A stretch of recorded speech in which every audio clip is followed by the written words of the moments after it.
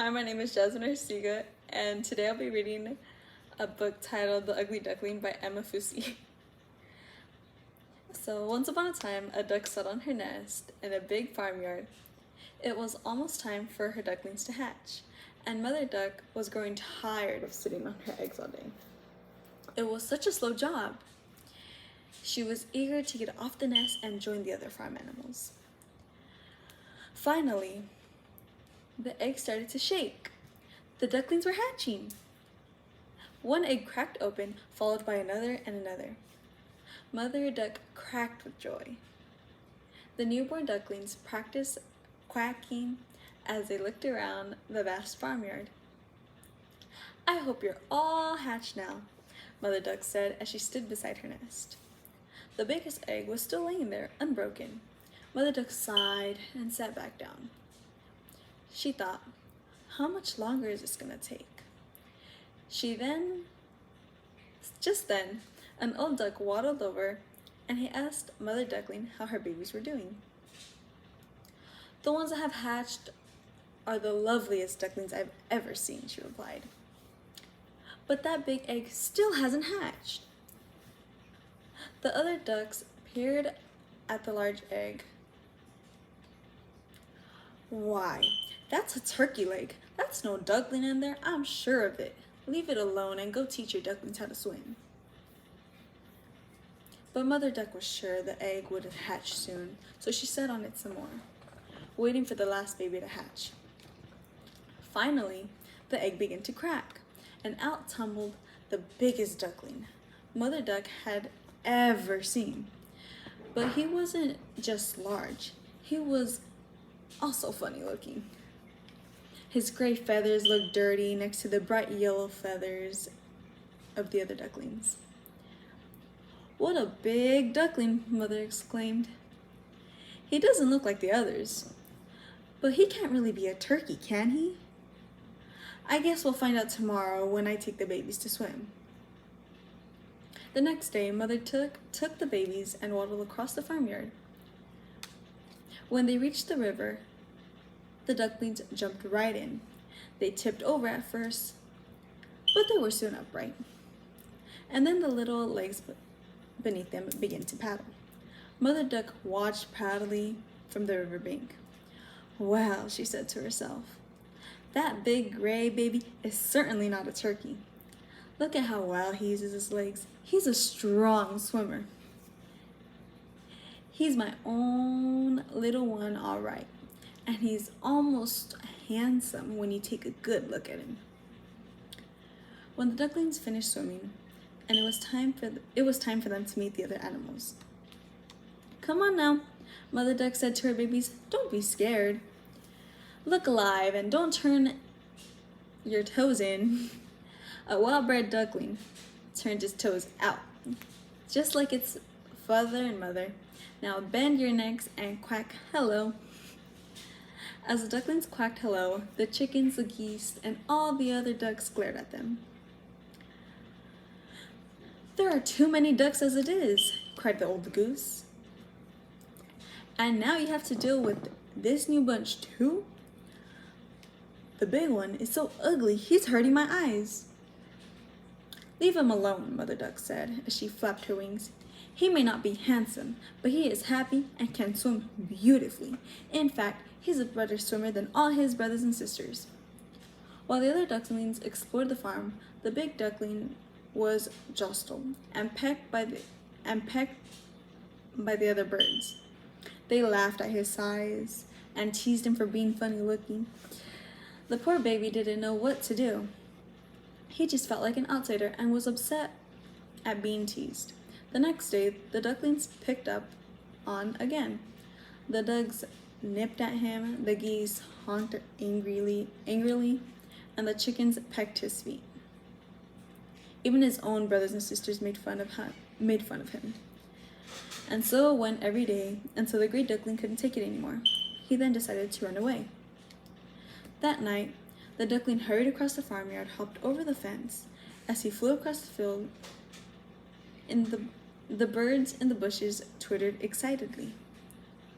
"Who is this big gray baby?" the little birds asked each other.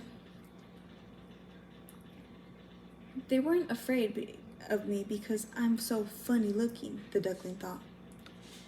He was just growing tired, but decided to keep moving.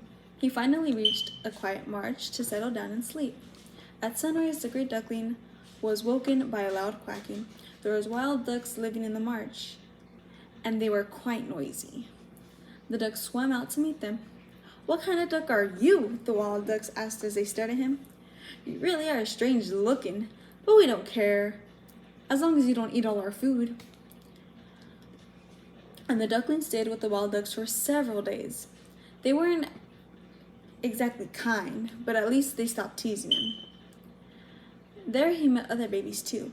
Big geese. Two big geese have come to visit the ducks. "Listen," said the biggest goose, "why don't you fly away with us? There is a nice flock of wild geese not too far from here. They honk beautifully and can teach you to talk like us." The duckling thought about the goose's offer. Would the other geese be kind to him? Before he had time to make up his mind, a loud bang bang filled the air, and those wild ducklings quacked loudly as they drove into the water to hide. The hunters surrounded the marsh, and their hounds were running towards the water. The poor duckling didn't know what to do. The terrified duckling hid his head underneath his wing, but a hound quickly found him. As the duckling trembled with fear, the slobbery dog lowered his huge muzzle and sniffed the duckling, but as soon as he appeared, the dog bounced off. The duckling sighed with relief. He had stayed perfectly still until the hunters and dogs left. That night, he was much too nervous to sleep, so then he decided to leave the marsh. After a long journey, the duckling's eyesight wasn't very good. After a long journey, the duckling came upon a cottage. An old woman and a hen were sitting in the sunny yard. The woman's eyesight wasn't very good, and she then thought the big duckling was a plump duck that had strayed from home. She smacked her lips and thought of eating the duck eggs and invited the duckling to live with her. The old woman was kind, and the gray duckling was happy she didn't tease him. But the hen kept asking when he was going to lay an egg. When he said he couldn't lay any eggs, the hen laughed at him. "Then what are you good for?" she asked. The duckling felt quite sad. He was restless in the cottage and longed to go swimming. He decided that it was time to go his own way. The next day, the duckling left the cottage. As soon as he found a big river, he dove right in. He swam about happily, looking around his new home. Autumn had arrived, and the leaves were turning green and gold, and the sky overhead had a frosty look, and the clouds looked like they were full of snow. The duckling shivered at the very thought of winter. Autumn had turned to winter, and the gray duckling shivered every day and every night. But at least the river hadn't fully frozen, so he was able to spend the rest of his days swimming. At long last, the snow began to melt and the grass began to grow. It was springtime. One warm day, and a flock of large birds landed on the riverbank. The duckling hid behind some weeds and watched them. They were dazzling white with long, graceful necks. They were swans. The duckling stared in wonder. Before long, the swans spread their wings and flew away. As they flew higher and higher, the duckling felt a funny feeling. He spun around and bobbled his head up and down. He let out a cry. It was so shrill and so strange, he startled himself. The swans turned back toward the river. They heard him. Autumn turned to winter. Oh.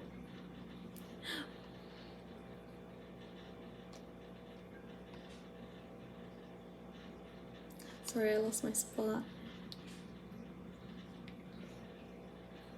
The majestic swans landed on the river, looking all around at whoever who cried at them. The duckling gathered all of his courage and left his hiding spot. When the swans spotted him, they spotted their wings and rushed to meet him. The duckling became frightened and hid his head under his wings. But there, on the surface of the water, he saw his own reflection. He was no longer a clumsy, ugly duckling. He was a majestic swan.